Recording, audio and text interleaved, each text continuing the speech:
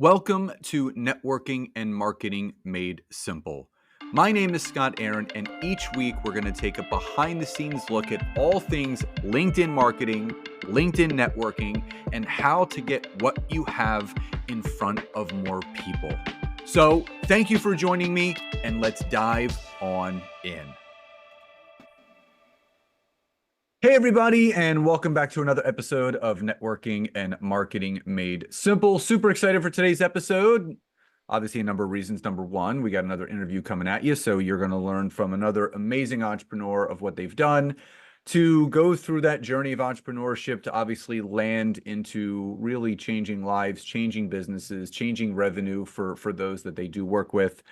But I would say the second reason why I'm excited is we're talking about a topic today that a lot of people struggle with, and content creation, content marketing, whether it's done from a still imagery standpoint or video standpoint, it's still something that a lot of people struggle with. Do they outsource it or not? What is my messaging, my branding gonna come across the same way as if I was doing it or someone else was doing it? So we're gonna kind of uncover all that and more in today's episode. So with that behind us, Shelby Ring, welcome to today's episode. Scott, I am so glad to be here. Well, I'm glad you're here too. So let's jump right in. And I always like to rewind the tape before we actually talk about what's currently going on into the future. So if Shelby could rewind her business journey tape and press stop at a moment that you really feel was the catalytic, or I would say jumping off moment for you that kind of put you on this path that you're currently on now and obviously moving into the future, what was that moment for you? I would say take it back 5 years ago, right before the pandemic. We're booming, we're booking all these commercial shoots, but a problem happened.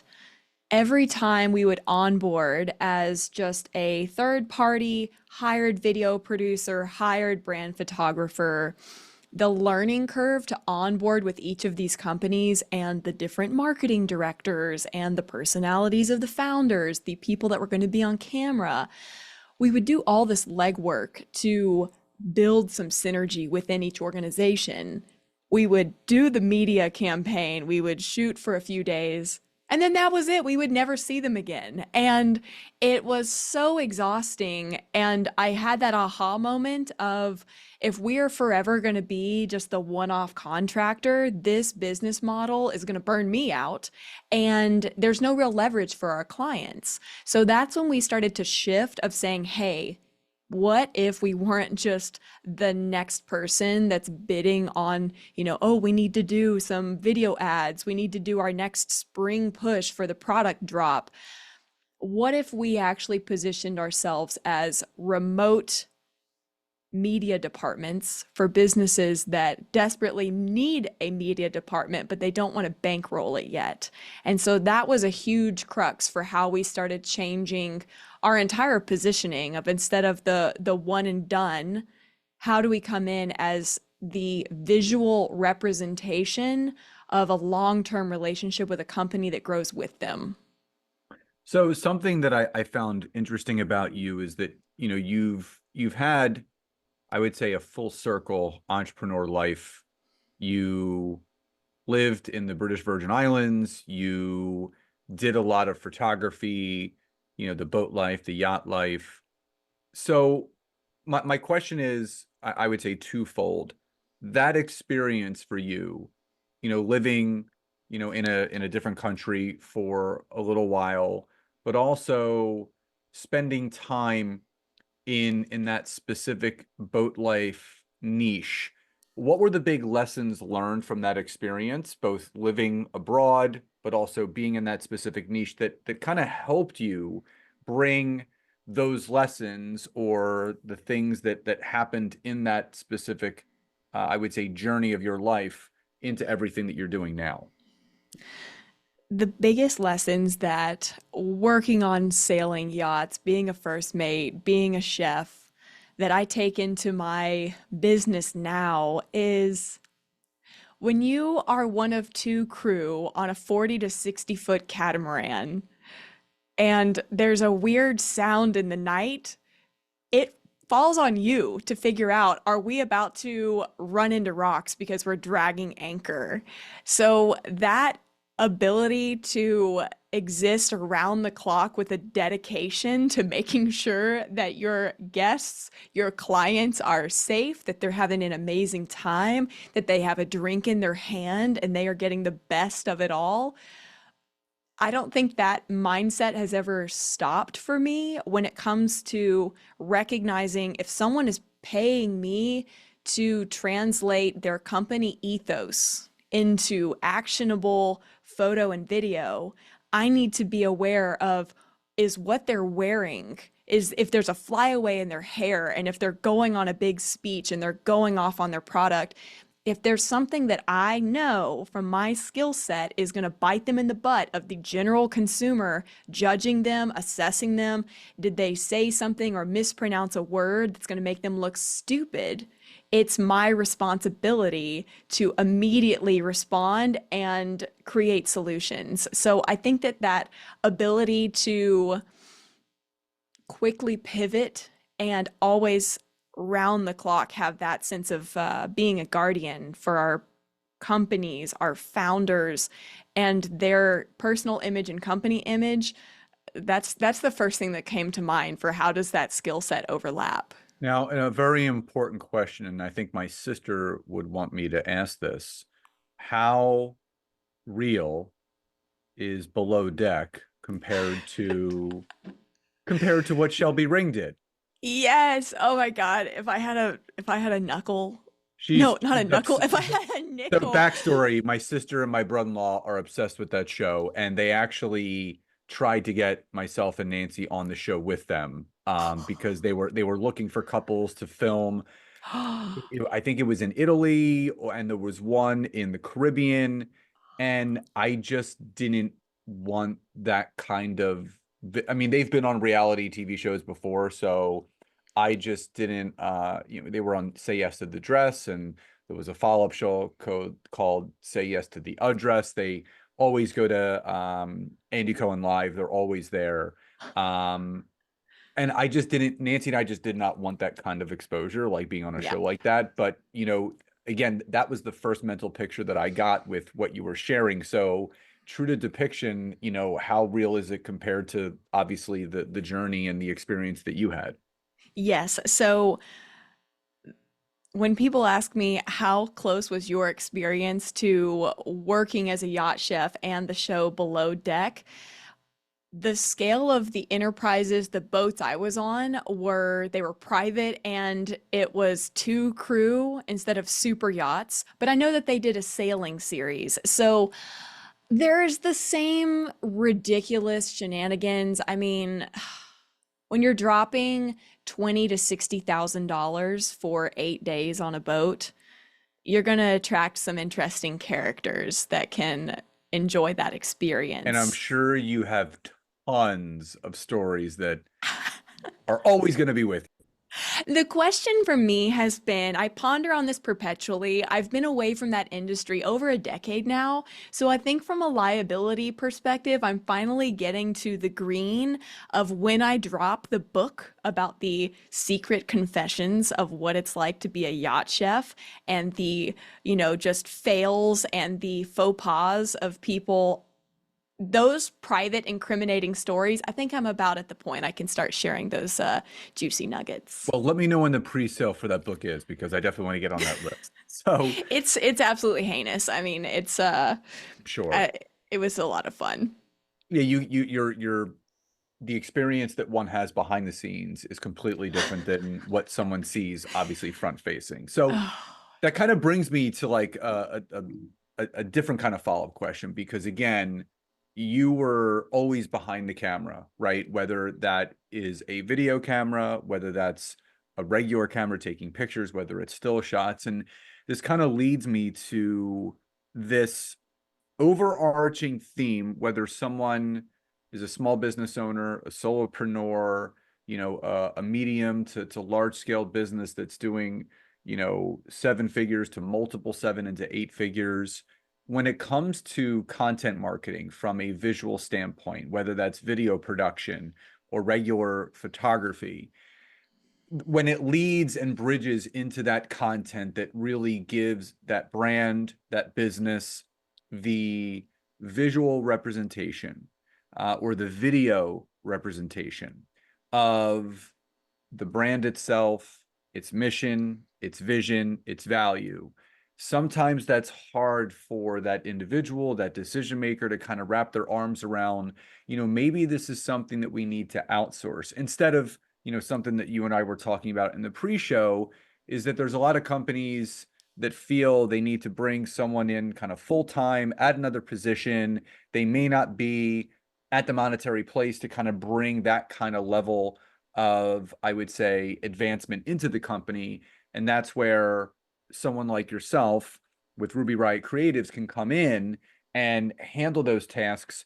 Why do you feel there's this, I would say, not displacement, but I would say maybe a misnomer with those companies, the individuals, the decision makers, of how important it is to have that visual representation, whether it is photo or video, to help grow the business by getting more visual and video exposure?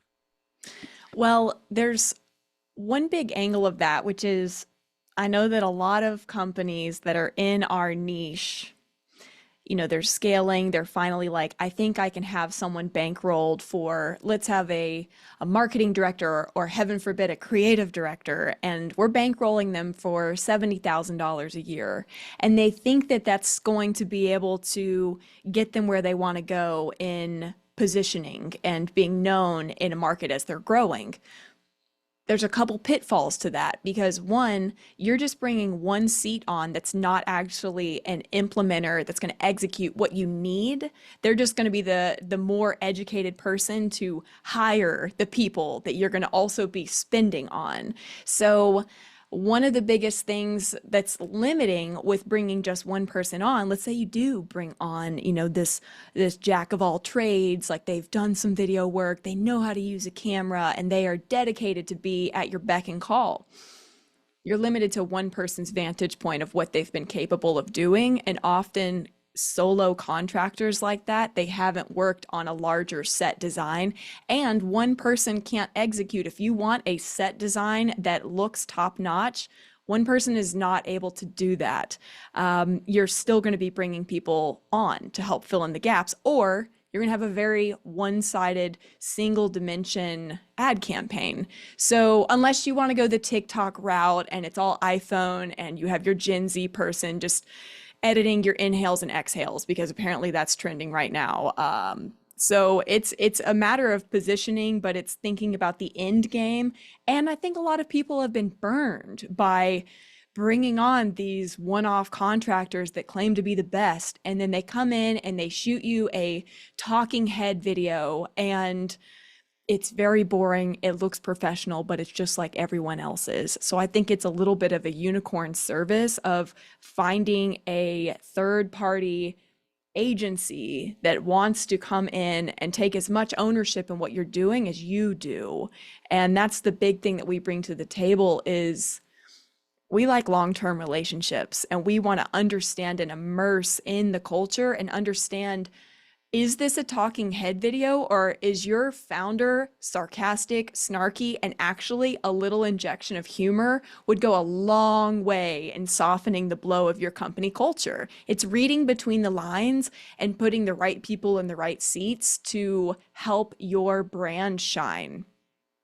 So one of the big questions that always populates or comes up when someone is looking to allocate money towards investments into the business is there any predictable ROI, right? So an example would be, if someone is going to run a YouTube ad strategy or Google AdWords strategy, with the metrics that those ads can produce, it'll say, hey, you're going to get this many clicks, this many visits, this many views, this many subscribers. The same question does populate when individuals or companies or decision makers are looking to onboard someone like yourself and your business and your company to help them with getting exposure through photos and videos. But a lot of their questions are, what can I expect back from this? Because it's a loaded question in the sense that, in respect to the company, it really depends on what that company has going on the back end, right? Is a lot of what they're doing optimized, right? Is the customer value journey there? Is their social media optimized? Is their email sequence and nurture sequence optimized? Because if there's dead ends, holes, or gaps, you can shoot the most beautiful videos. You can have the best pictures out there that really highlight and showcase all of those things. But if there's pieces to the puzzle that are lost or not found on that company's back end, the finger cannot be pointed at you or a company like you because it's not converting. So with that in mind, the company or decision maker that's listening to this podcast episode that is thinking, okay, I could use someone like Shelby and her company to help me. What is your best recommendation for that company to have in place prior to making that decision of bringing you on board? The first question that I like to dive into is, what is the end result that you want? Because I can say all day the number of impressions and broadcasting, this is probably what it's going to do, but I need to know at the end of the day, what is the thing you found valuable? And it's not always just clicks, and it's not always just email signups. I'll give you an example. So one of our clients, they're crazy high end in the designer space for architecture. So for them, they can only do 8 to 10 jobs per year. They are multi-million dollar build outs.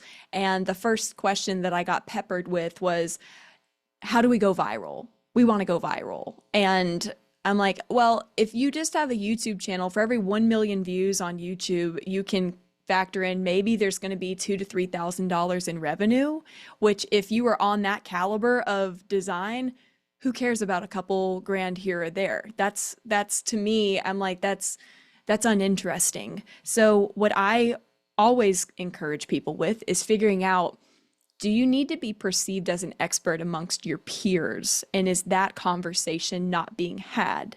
If you want to be elevated and people realizing that you are an expert, I'm not going to just promote, we do a pretty ad. I'm going to start encouraging something that establishes you as a thought leader. So that's where I would be going more towards, how do you have small conversations that perhaps they do look like a podcast platform, a multi-series, workshopping something that the people that are either directly who you're trying to be in front of, or the lateral people, who are the gatekeepers of your business, and how do you add value to them so you stay at top of mind? So that's the strategy piece that, honestly, I think the biggest metric, like when we launched our podcast in 2019, all of my team was saying, that's not, we don't need to be doing that. We shouldn't be doing that, Shelby. We're already stacked. We can't produce our own show.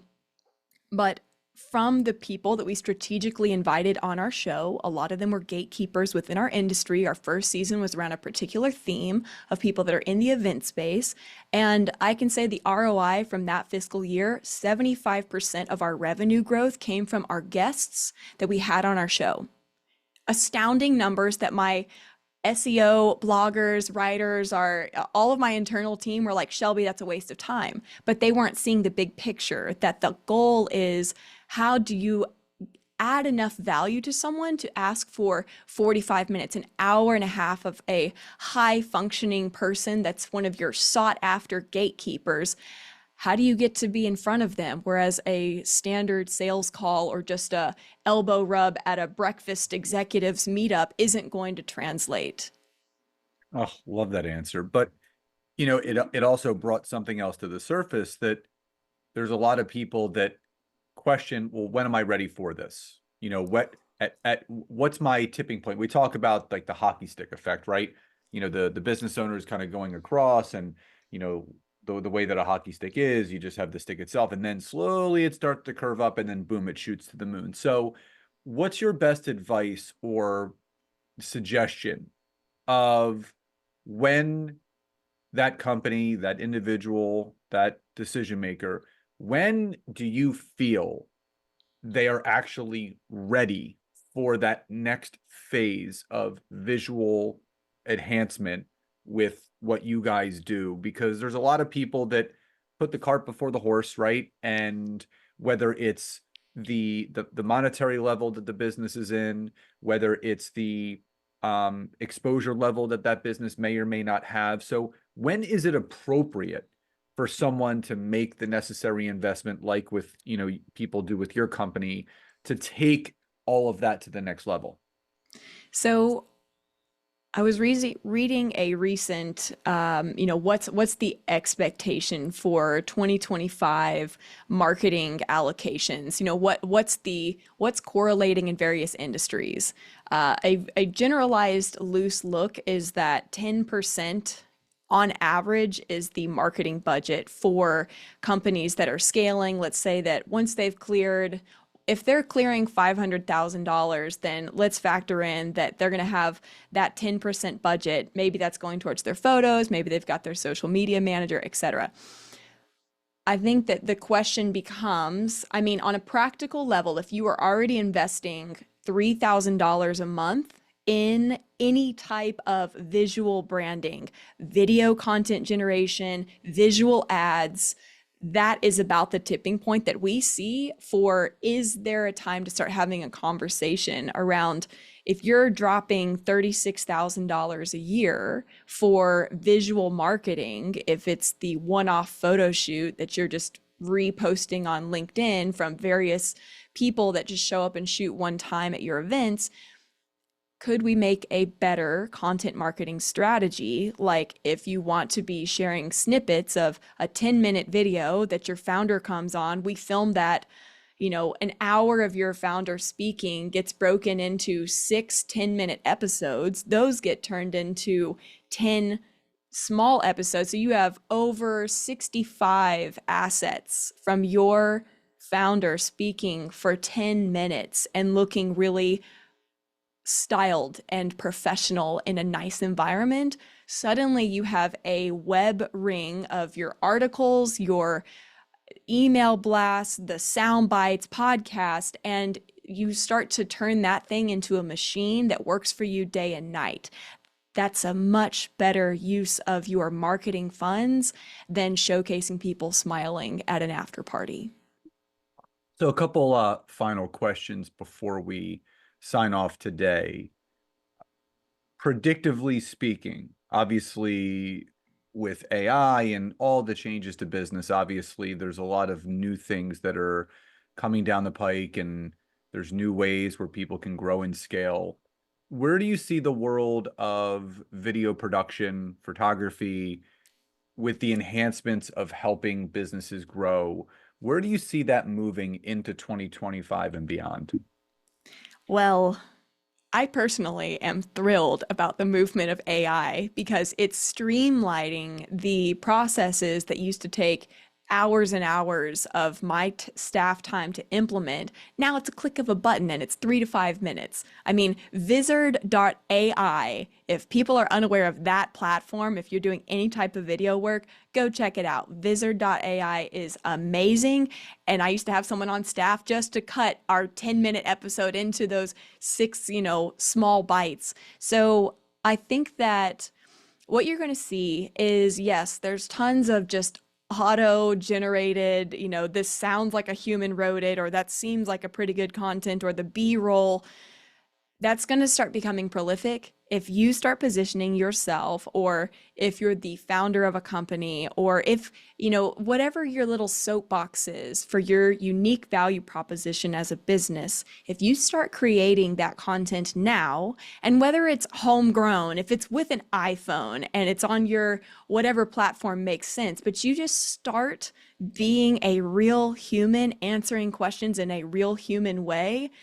Do it now, because as we begin to become saturated with AI generated content, people are going to be starving for the likes and the uhs and the ums. And, now that I think about it, they're going to seek out the humanity, because regardless of the tech, at the end of the day, we buy from people that we trust and we like. And so forget the whole robot doom and gloom side of it.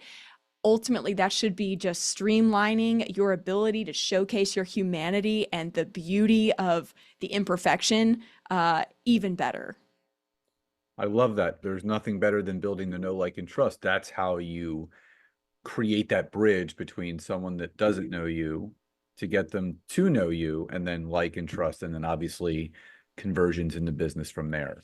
So before we get to my final question, uh, if someone was to ask Shelby what makes her and her company different from others out there in the same space that you're in, what would you say is your one differentiating factor that sets you apart? The one differentiating factor of what sets myself and my company apart when it comes to brand production, video production, there's that quote, they won't remember everything that you said, but they will always remember the way you made them feel. How I approach any type of environment, whether we're running the production or I'm a fractional creative officer, if I'm running a set design, a media day, my number one thing is to always make sure that whether it's the person that's sitting in front of the camera or if it's their administrative assistants, their office director, everyone that's a part of that equation, I want to make sure that they feel like absolute rock stars because it's incredibly intimidating to turn your office into suddenly this, news broadcasting network. There's all kinds of tools and things that seem really intimidating, and the best of us lock up on camera. So what sets us apart, and specifically as a minority, as a female video production company, the lens that I look through is yes, anyone can cut a killer deliverable. They can make some amazing videos at the end of the day. But at the end of your photo video day, as a leader, as an organization, if you feel like you were barked at with orders or you felt really disgruntled and you felt like, you were a POS at the end of the day because the director is saying, no, I didn't like how no, I need you to start off like this. You're missing it again. I mean, Janet, are you even seeing, are you seeing what this guy's doing right now? I think that it's very common, and my background being in front of the camera, I was modeling before I was ever behind cameras. I know how daunting it is to be in front of the lens. And my biggest thing is making sure that everyone feels super celebrated, have the tools and the understanding they need for that day to be relaxed, to feel that they were able to put their best foot forward. So that's the biggest thing is we want it to be a riot. We want it to be a party. We want it to be something that people look forward to their media days and the batch recording sessions. And it's not something that they are dreading and they are just conquering a phobia of having to do this necessary evil of being on camera. I love that. So, final question. But before we get to that, if this spoke to someone and they're wanting to learn more about Shelby Ring and everything that you're doing, what's the best way for people to find you and connect with you on and offline? Sure. The best way to get in touch with us, to get in touch with me, I host a lot of in-person meetings as well as virtual meet and greets. RubyRiotCreatives.com is going to be where all of my upcoming coursework, any of the in-person events or virtual events, that's where you're going to find that. So RubyRiotCreatives.com, as well as if any of this around the daunting nerves of being on camera, if that struck a nerve, we're dropping our course that is Godfather themed, and it's specifically for introverted male tech founders. And it's called An Offer You Can't Refuse, Mastering the Art of On-Camera Interviews. And it is a deep dive into cadence, the ability to speak, the practical things if you're on a Zoom call, don't have your computer super low and you're double chinning it the whole time. The real practical granular things to level up how people perceive you.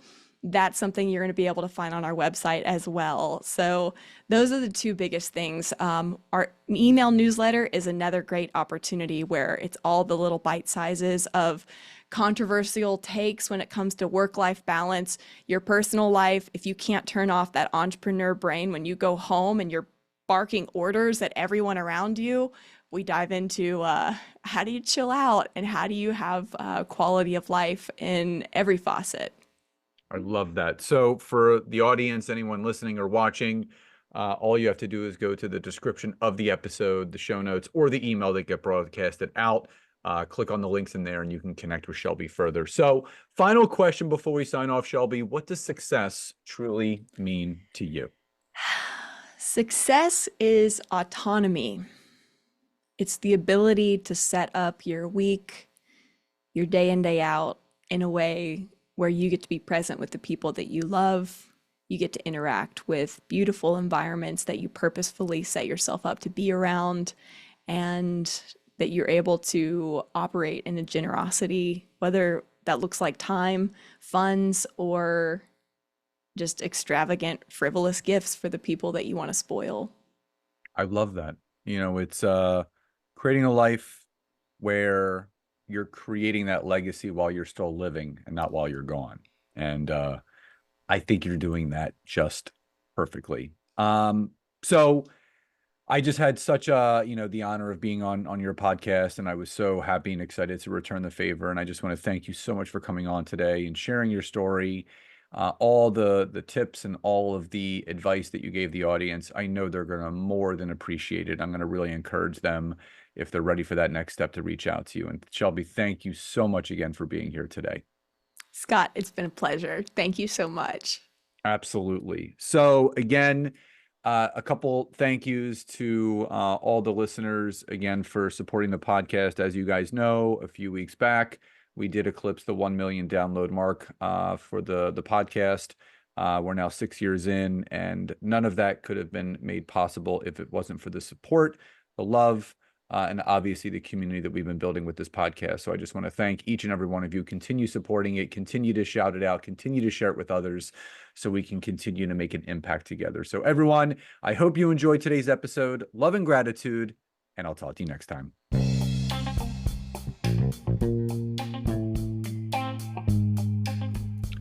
Thank you so much for checking out today's episode. If you could, please support this podcast by hopping over to Apple Podcasts, Google Podcasts, Spotify, or any place that you're listening to this. Leave us a rating and review. Let us know what you loved most and what you would like to hear more of.